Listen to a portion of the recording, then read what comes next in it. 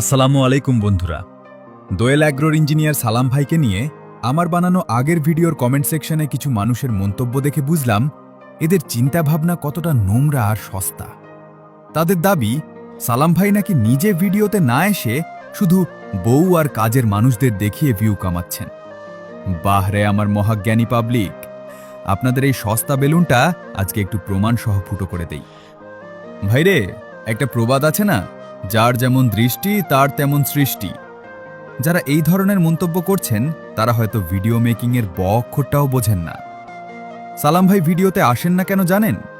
কারণ একটা সুন্দর কন্টেন্ট ফুটিয়ে তোলার জন্য ক্যামেরার পেছনের মূল কারিগর বা ডিরেক্টর হলেন তিনি নিজেই। তিনি নিজেই ক্যামেরা হোল্ড করেন, ফ্রেম ঠিক করেন আর পুরো ভিডিওটা শ্যুট করেন। ক্যামেরার পেছনে থেকে নিজের পরিবার আর খামারের মানুষদের নিয়ে কাজ করাটা আপনাদের চোখে ভিউ কামানো মনে হয়? গ্রামীণ ভ্লগিং বা ফ্যামিলি ভ্লগিং পুরো পৃথিবীতে একটা অত্যন্ত জনপ্রিয় এবং সুস্থ বিনোদনের মাধ্যম। সমস্যা সালাম ভাইয়ের ভিডিওতে না, সমস্যা আপনাদের মেন্টালিটি আর নোংরা চোখের চশমায়। সুস্থ একটা পারিবারিক ভিডিওতেও যারা নোংরামি খোঁজে তাদের অতি দ্রুত মানসিক ডাক্তার দেখানো উচিত।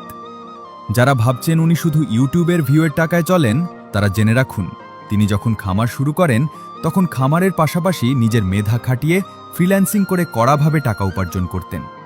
আর বর্তমানে খামার বাড়ির পাশাপাশি উনার একটা বিশাল অনলাইন ব্যবসা আছে।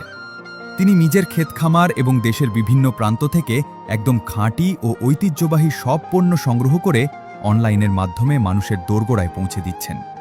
উনার এই খাঁটি পণ্যের উদ্যোগ আজ অনলাইনে অত্যন্ত সফল এবং জনপ্রিয়। মনে রাখবেন, পরিশ্রম কখনো মানুষকে ধোঁকা দেয় না। সালাম ভাই তার মেধা আর সততা দিয়েই আজ এই অবস্থানে এসেছেন, আপনাদের ভিউয়ের দয়ায় নয়। তাই ওইসব হিংসুটে সমালোচকদের বলবো, অন্যের পরিবার আর সফলতা দেখে হিংসা না করে নিজে জীবনে ভালো কিছু করার চেষ্টা করেন। দিন শেষে ভাঙা মোবাইল নিয়ে অন্যের ভিডিওতে গিয়ে কুৎসিত কমেন্ট করলে আপনার ভাগ্য বদলাবে না, নিজের নিচু মানসিকতাই প্রকাশ পাবে। ভিডিওটি ভালো লাগলে শেয়ার করে ওইসব সমালোচকদের কান পর্যন্ত পৌঁছে দিন। দেখা হচ্ছে পরের ভিডিওতে। আল্লাহ হাফেজ।